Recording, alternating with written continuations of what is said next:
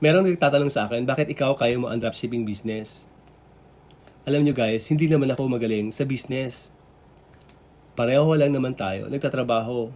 Ang difference lang dito, ako sa Japan, isa akong OFW. Katulad niyan, meron akong panggabi, pang umaga na schedule.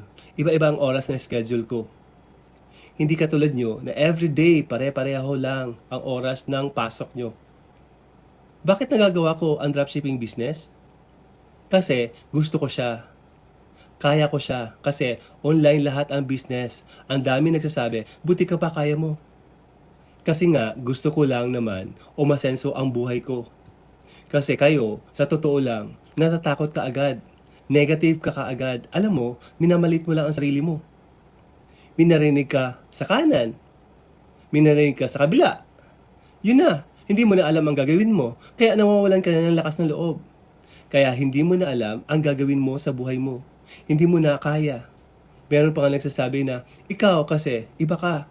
Puro ka rason sa buhay mo. Kaya wala kang asenso sa buhay.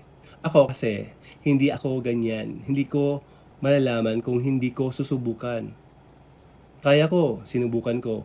Para malaman ko, ikaw, pag hindi mo susubukan, hindi mo talaga malalaman. Hanggang ganyan ka na lang.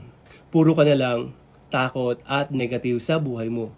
Kaya wala kang asenso sa buhay at wala kang mararating.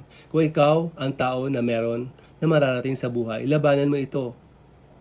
Lahat yan ay mararating mo dahil may pangarap ka. Be positive po. I-track mo ang positive sa buhay mo.